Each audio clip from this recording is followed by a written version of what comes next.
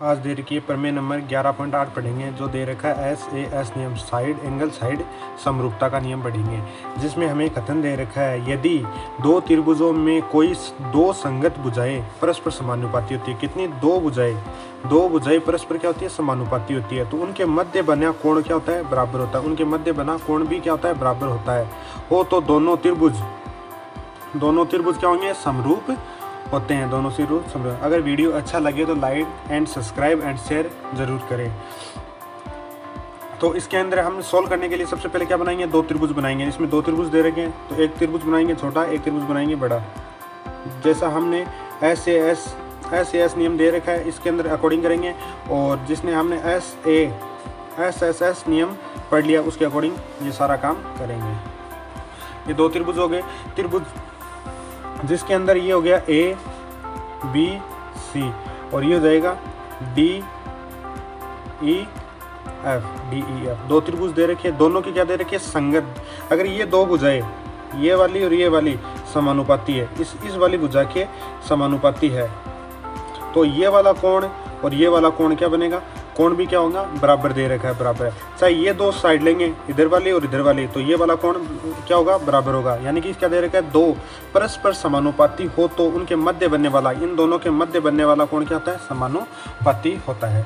ये इसका स्टेटमेंट दे रखा है। अब इसमें दिया गया लिखते हैं। दिया गया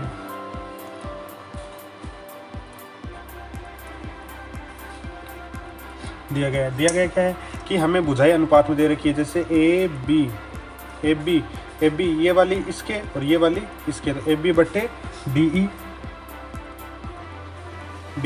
और AC बट्टे ये जाएगा DF ये दे रखा है। और साथ में क्या दे रखा है? इन मध्य बनने वाला कोण A बराबर कोण, यहाँ पे लिख सकते हैं, तथा कोण A बराबर कोण D, ये तो हमें दे रखा है।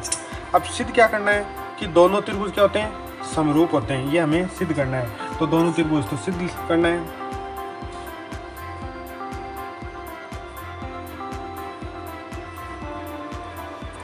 सिद्ध करना है त्रिभुज ABC समरूप है त्रिभुज DEF के।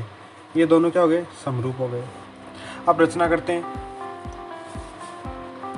स्टेप में क्या करते हैं? रचना क्या करें? जितनी AB है उतना ही कोई पॉइंट एक यहाँ ले लेते हैं P, और इस साइड पॉइंट ले लेते हैं Q, और फिर इन दोनों को मिलाते हैं, तो ये एक त्रिभुज बन गया। तो अब रचना करते हैं। रचना के अंदर क्या लिखेंगे कि AB बराबर हमने क्या ली थी? DP, और AC बराबर हमने लिए DQ, तथा P व Q को मिलाया।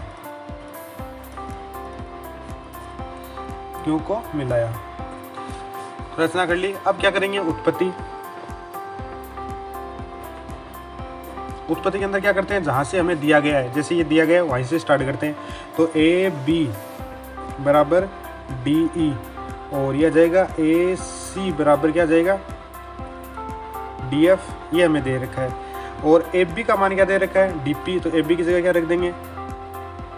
DP, और AC का मान दे रखा है DQ, ये दे रखा है DQ, यहाँ पे DE बट्टे, और यह जाएगा DF, और ये किससे आ रही है? रचना से। ये किससे है? रचना, और ये है हमें दिया हुआ है, और ये हो गई रचना से। और रचना के अंदर क्या दे रखा है? AB बराबर दे रखा है DP, और AC बराबर दे रखा है DQ। इन दोनों का क्या कर दिया? मान रख दिया।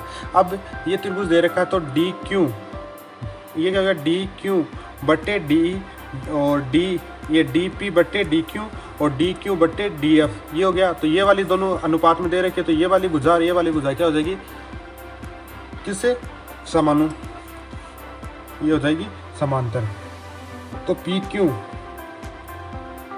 समांतर हो जाएगी EF, किससे? प्रमेय नंबर 11.2 से। अगर ये समांतर है तो अब लेते हैं त्रिभुज।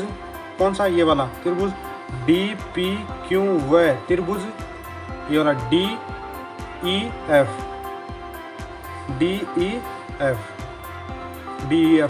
ये वाला क्या हो जाएंगे दोनों, इसको दे देते हैं 1 नंबर, इसको दे देते हैं 2 नंबर, इसको दे देते हैं 3 नंबर, इसको दे देते हैं 4। जो समांतर भुजाओं के ऊपर बनने वाले कोण क्या होते हैं, संगत कोण। ये संगत कोण क्या दे रखे हैं, बराबर। तो कोण 1 बराबर कोण 2 और कोण 3 बराबर कोण 4। कोण 3 बराबर कोण क्या जाएगा 4। और ये किससे हो जाएगी, रचना से नहीं, ये दे है संगत कोण से। ये भी हो गया संगत कोण से और ये भी हो गया संगत कोण से। अगर संगत कोण से है तो ये दोनों क्या जाएंगे, समरूप। त्रिभुज DPQ समरूप है त्रिभुज DEF से। ये हो जाएगा DE क्या जाएगा, समरूप हो गया DEF से। किससे, AA समरूपता नियम से, A समरूपता से। अब क्या करते हैं, त्रिभुज लेते हैं, त्रिभुज ABC व त्रिभुज DPQ। कौन सा, एक तो त्रिभुज ABC और एक DPQ।